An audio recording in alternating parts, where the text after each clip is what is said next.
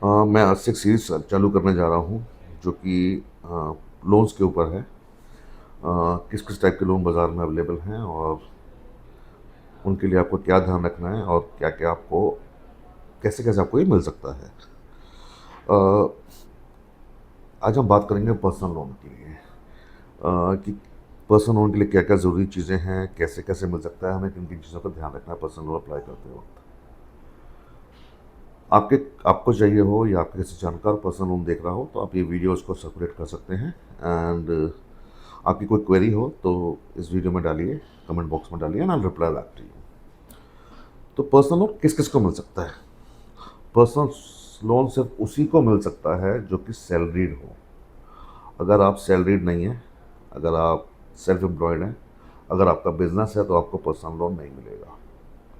तो banking point of view से personal loan सिर्फ जो बैंक से मिलता है वो आपको सिर्फ तभी मिलेगा जब आप सैलरीड हैं। ऑफ कोर्स आप जब कोई शॉपिंग करते हैं तो आप वो उसको ईएमआई में कन्वर्ट कर सकते हैं, वो पर्सनल लोन की कैटेगरी में नहीं आता, वो शॉपिंग लोन्स और इक्विपमेंट लोन्स की कैटेगरी में आता है, जो कि ज़्यादातर वहाँ बैठे लोग बैंक फाइनेंस कर रहे होते हैं या आपके क्रेडिट कार्ड के ईएमआई बन के फाइनेंस हो जाता है। तो मैंने आपको बताया कि सैलरीड पर्सन को ही पर्सनल लोन मिलेगा, और वो भी अगर आप प्राइवेट लिमिटेड कंपनी में काम कर रहे हो।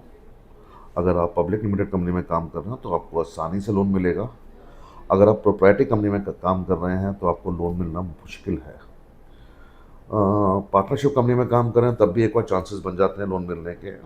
बैंक काफ़ी चीज़ें देखता है कि पार्टनरशिप कंपनी कितनी पुरानी है, क्या टर्नओवर है, कितनी बड़ी है, एंड ऑल दैट। छोटी मोटी पार्टनरशिप कंपनी कोई है तो उसके अगेंस्ट आप उसमें अगर आप काम कर रहे हो तो आपको लोन नहीं मिलेगा।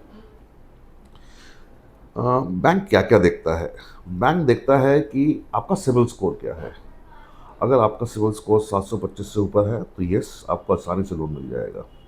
However rate of interest depend करेगा। मतलब आपका सिविल स्कोर अगर 800 से ऊपर है तो 10 सवा 10% पे भी आपको पर्सनल लोन मिल सकता है। मैक्सिमम पर्सनल लोन का जो रेट ऑफ इंटरेस्ट जाता है 14% का जाता है। बैंक देखता है कि आपकी सैलरी कम से कम 25,000 रुपये होनी चाहिए, तभी आपको वो पर्सनल लोन के लिए एलिजिबल मानेगा। उसके अलावा बैंक आपके ऑब्लिगेशंस देखता है। ऑब्लिगेशंस मतलब रेंट पे है तो रेंट कितना दे रहे हैं, कोई और क्रेडिट कार्ड है तो क्रेडिट कार्ड पे आपके मंथली खर्चे कितने हो रहे हैं। प्लस वो सब निकाल के बैंक ये देखता है कि आपके कितने पैसे बच पा रहे हैं कि आप ईएमआई दे पाओगे।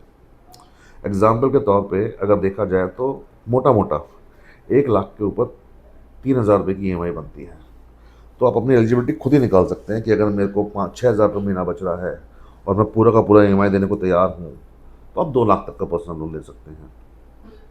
अगर आपके पास 10,000 रुपये महीना बच रहा है और आप ज़्यादा पूरा का पूरा ईएमआई में देने को तैयार हैं तो आप 3 लाख के आसपास तक का लोन ले सकते हैं। तो ये एक मोटा मोटा रहता है। ऑफकोर्स रेट ऑफ इंटरेस्ट और आपके सिविल स्कोर की वजह से ईएमआई थोड़ी बहुत ऊपर नीचे हो सकती है।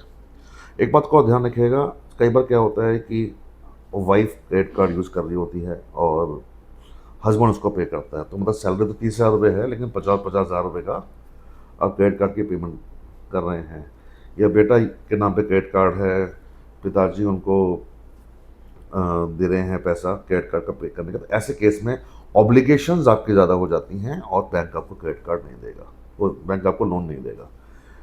बैंक के लिए उसको ये नहीं देखता कि आपके पास पैसा पिताजी दे रहे हैं क्रेडिट कार्ड का पैसा या हस्बैंड दे रहा है। वो ये देखता है कि आपकी तनख्वाह इतनी है और आप ओवर यूटिलाइज कर रहे हो। तो इन चीज़ों को ध्यान रखिएगा। पर्सनल अप्लाई करने में ज़्यादा डॉक्यूमेंट की ज़रूरत नहीं पड़ती है। आपका सिविल स्कोर वो ओटीपी से खुद ही निकाल लेंगे। सैलरी स्लिप चाहिए होती है, 6 महीने की बैंक स्टेटमेंट चाहिए होती है, आपका आधार, आपका एड्रेस प्रूफ चाहिए होता है, और इनसे आपको पर्सनल 1 से 2 दिन में मिल सकता है। ज़्यादा जानकारी के लिए मैंने चीज़ें डिस्क्रिप्शन बॉक्स में दी हुई हैं। आपको और कुछ चाहिए हो तो मुझे कमेंट में क्वेश्चन कीजिए, मैं जवाब दूंगा।